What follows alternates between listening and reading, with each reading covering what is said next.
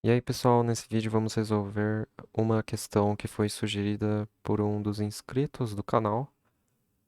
E como vocês viram pela thumb, a gente quer descobrir quanto que vale mzão sobre minho, sendo que existe peso, né? A gravidade está atuando, mas ela não deve estar presente na resposta. Pelo menos eu acredito que não. E esses corpos aqui que eu estou circulando, eles estão em repouso, tá? Certo. Vamos começar pelo princípio, que é marcando as forças que atuam em cada entidade. Aqui, como tem duas polias, eu vou denominar tração 1, né? Aqui, como o fio é inextensível. Tem vários argumentos para você falar o porquê que esse T1 se repete aqui e aqui. Mas veja, essa outra tração, ela está atuando sobre o bloco vermelho. Já que a polia não tem peso e ela não tem massa, a massa dela é desprezível, e ela está presa junto ao bloco Mzão vermelho.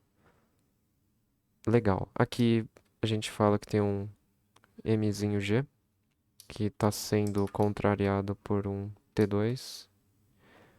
Aqui você também tem um Mzinho G por causa da gravidade vertical, né? Agora aqui já começa uma das complicações. Bom, como existe uma atração aqui que está puxando o blocão Mzão vermelho por causa da presença dela aqui embaixo, certo? Só que aí você decompõe ela. Então T1 vezes alguma coisa e T1 vezes outra coisa. Eu vou chamar esse ângulo aqui de θ e ele também não deve estar na resposta. Aqui então ficou um pouco sem espaço. T1 cosseno θ e aqui seno θ. Beleza. E aqui vai se repetir com sinal trocado. Então aqui tem que ser T1 cosseno θ, sinal não, sentido trocado.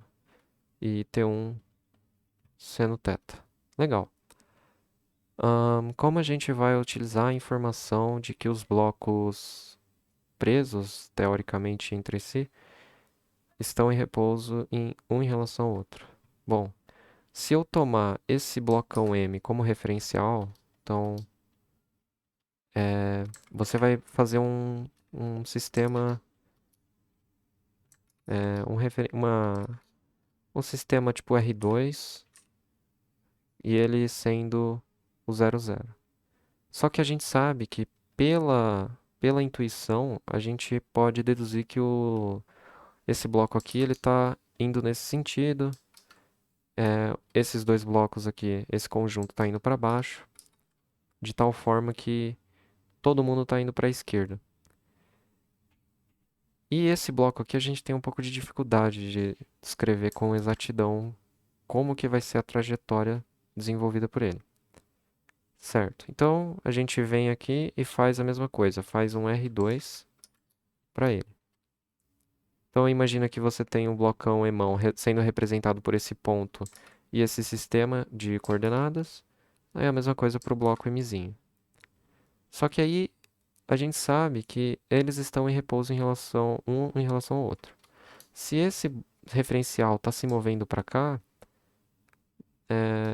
esse referencial aqui de baixo, ele também tem que estar se movendo, né, com as mesmas características, porque quando você faz a afirmação de que eles estão um em relação ao outro em repouso, significa que quando você fizer o ajuste matemático para deixar esse referencial aqui parado, para ele ser o seu referencial inercial, quer dizer, se ele estava se movendo com uma aceleração A para a esquerda, quando você muda para o referencial dele, você precisa fazer o ajuste em todas as entidades.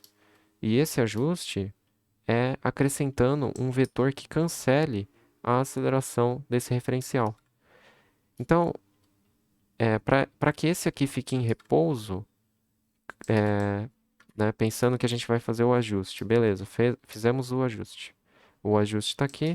Agora eu tenho que ter uma aceleração que, somada com essa aqui, dê zero, né? Por quê? Porque nesse referencial aqui, que é quando você faz esse ajuste, esse corpo também vai estar parado. No referencial, né, que a gente está definindo. Então, a aceleração dele também deve ser para a esquerda e sendo definida pelo vetor A. Olha que beleza. O que isso significa? Significa que esse bloco M ele vai desenvolver uma trajetória horizontal. Então, por mais que não pareça, ele não vai fazer um movimento que está se alterando ao longo do tempo em x e em y. Só está em x. Então, se a gente imaginar que a polia estava aqui, o fio estava aqui ligando ele nesse ponto, ele não vai desenvolver uma trajetória curvilínea. Ele vai desenvolver uma trajetória reta, por causa do statement de que esses dois corpos que a gente está analisando estão em repouso. Então, esse e esse. Então, agora a gente precisa equacionar tudo isso. Certo, vamos começar pelos mais fáceis. Então, mg menos T1. Isso vai ser mzinho A. Mzinho menos T2 vai ser mzinho A. E por que que eles precisam apresentar a mesma aceleração? Bom, eu acredito no seguinte: como o fio é inextensível, o tanto que esse blocão M aqui ir para a esquerda, concomitantemente, esse fio aqui que está conectado à polia 2, ele também vai ter que é, esticar o mesmo tanto que ele seria comprimido, né?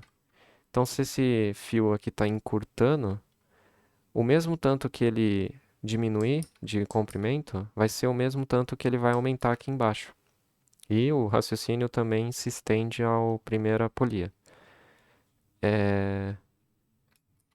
E a conexão deles aqui está em paralelo, então tá, para mim é bem razoável admitir, né, fazer todo o equacionamento levando em consideração que as acelerações desse bloco aqui, elas vão ser de mesmo módulo, né, só que com a direção trocada, porque eles estão se movimentando, obviamente, na vertical, e esse aqui está se movimentando na horizontal.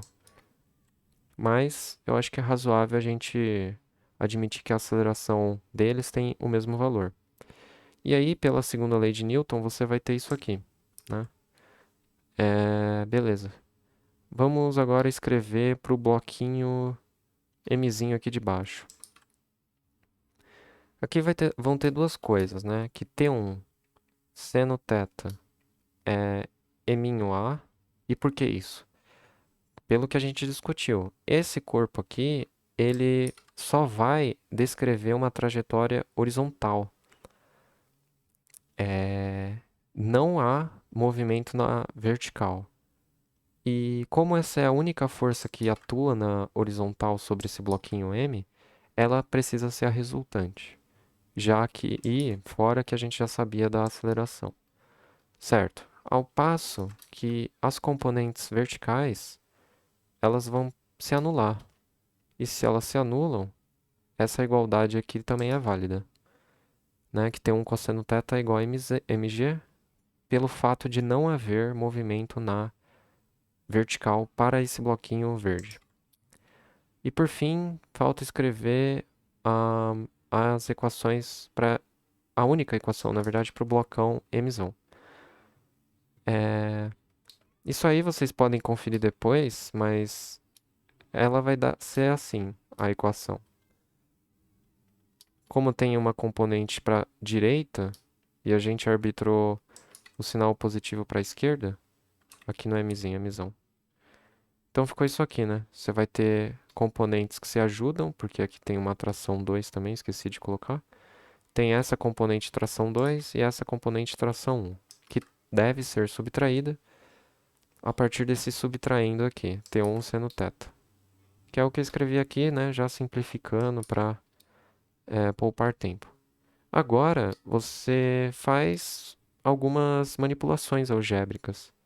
E é claro, né, a gente precisa levar em conta, tomar consciência de que a resposta não pode ter o T1, não pode ter o A, T2, nem estar em função de θ e tampouco gravidade.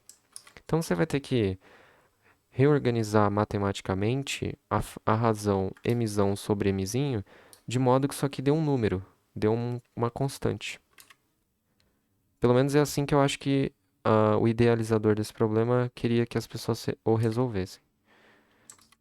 Certo. Então, a primeira coisa é você pegar essas equações aqui que eu estou destacando, de certa forma, e somá-las. Se você fizer isso, deixar destacado aqui, né?